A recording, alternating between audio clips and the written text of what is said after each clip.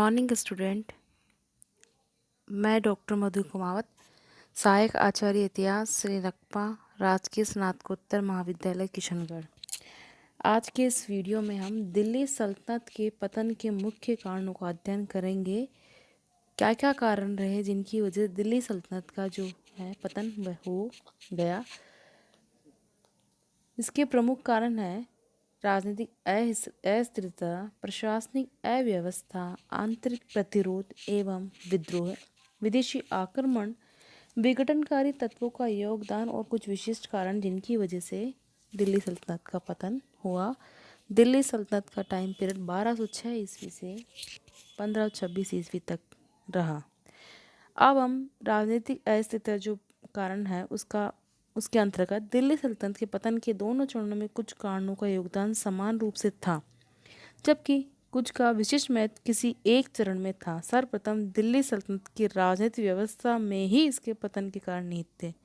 उत्तराधिकार का कोई निश्चित नियम इस काल में विकसित नहीं हुआ, अतः महत्वाकांक्षी एवं शक्तिशाली सामंतों द्वारा बराबर गद्दी हथियाने के प्रयास होते रहे और कुल मिलाकर 5 वंशों का शासन हम इस काल में देखते हैं। इसके दो दुष्परिणाम प्रकट हुए। राजवंशों के शीघ्र परिवर्तन से किसी वंश के प्रति पूर्ण स्वामिभक्ति का विचार विकसित नहीं हो पाया। दूसरा, वंशों के बराबर परिवर्तन से राजनीतिक अस्थिरता बनी रही, जिस कारण महान शासकों की नीतियाँ भी स्थायी रूप से लागू नहीं हो सकी और उनका प्रभाव सीमित रहा। इस कारण सल्तनत राज्य भीतर से ही दुर्बल और अव्यवस्थित बना रहा। दूसरा कारण प्रशासनिक अव्यवस्था। सल्तनत काल में प्रशासनिक व्यवस्था के विकास में भी हम वैसी प्रगति नहीं पाते हैं जो मुगल काल में संभव हुई। इल्तुतमिश ने प्रशासनिक व्यवस्था की रूपरेखा प्रस्तुत की, किंतु उसके वंशज इसका पूर्ण विकास नहीं कर पाए। अलाउद्दीन के प्रशासनिक प्रबंध उसके साथ ही समाप्त हो गए। मोहम्मद बिन तुगलक के प्रयोग वस्तुतः असफल रहे और फिरोज के सुधारों ने शासन तंत्र को कमजोरी बनाया। इसी प्रकार सिकंदर लोदी के सुधार भी कोई स्थायी प्रभाव नहीं छोड़ सके। यह सर्वविदित है कि सल्तनत एक केंद्रीय राज्य था और राज्य का अस्तित्व केंद्रीय प्रशासन की कार्यकुशलता से अभिन्न रूप से जुड़ा हुआ था। इल्तुतमिश एवं अलाउद्दीन जैसे सफल प्रशासकों के काल में सल्तनत सुव्यवस्थित रही, लेकिन उनकी मृत्यु के बाद उत्पन्न अव्यवस्था के कारण राज्य की शक्ति का क्रमानुगत रूप से पतन होता गया। जब प्रशासन तंत्र ही अव्यवस्थित हो गया तो राज्य का अधिक दिनों तक बना रहना कठिन हो गया। इसका जो तीसरा कारण है आंतरिक प्रतिरोध एवं विद्रोह। इसके अंतर्गत दिल्ली सल्तनत में आंतरिक व्यवस्था के दो अन्य महत्वपूर्ण कारण थे अव्यवस्था के। एक राजपूतों का प्रतिरोध, दूसरा सामंतों का विद्रोह। सल्तनत की स्थापना के पूर्व उत्तरी भारत के शासक वर्ग के रूप में राजपूतों की सत्ता बनी रही थी। तुर्कों ने उन्हें पराजित करके एक छोटे से क्षेत्र में सिमट जाने को बाध्य कर दिया था, किंतु राजपूत शक्ति का पूर्ण विनाश तुर्क शासक नहीं कर पाए थे। दूसरी ओर राजपूतों ने भी तुर्कों की सत्ता को स्वीकार नहीं किया था और उनके द्वारा बराबर विद्रोह जारी थे। इन विद्रोह दमन में सल्तनत की सैनिक शक्ति का होता रहा और राज्य कमजोर हुआ।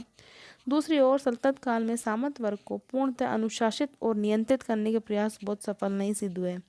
बलबन और अलाउद्दीन के अतिरिक्त अन्य शासक सामंतों को अनुशासित करने में प्राय असफल रहे। सामंत अपनी महत्वाकांक्षा के कारण बराबर विद्रोह का कारण बने रहे और इनके दमन के प्रयास में भी सैनिक शक्ति का होता रहा।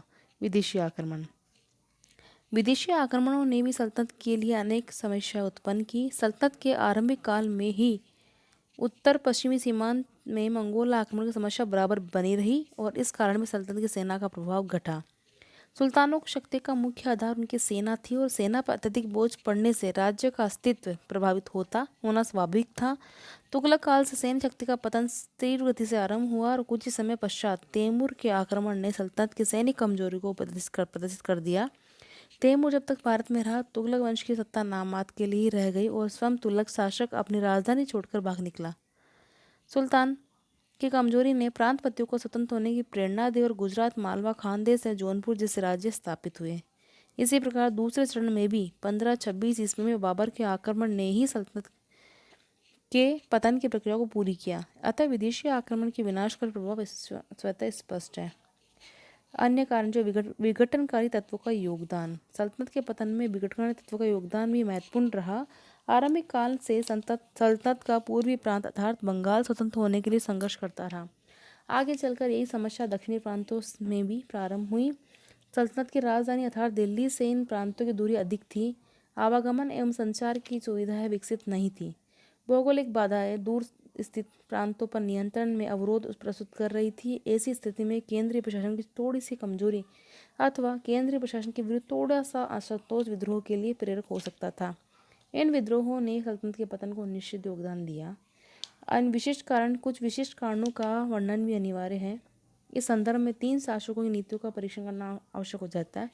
मोहम्मद बिन तुगलक का शासनकाल भारत सल्तनत के इतिहास में विभाजन रेखा के समान है, जब सल्तनत चरमोत्कर्ष पर पहुंचकर पतन की ओर अग्रसर हो गई।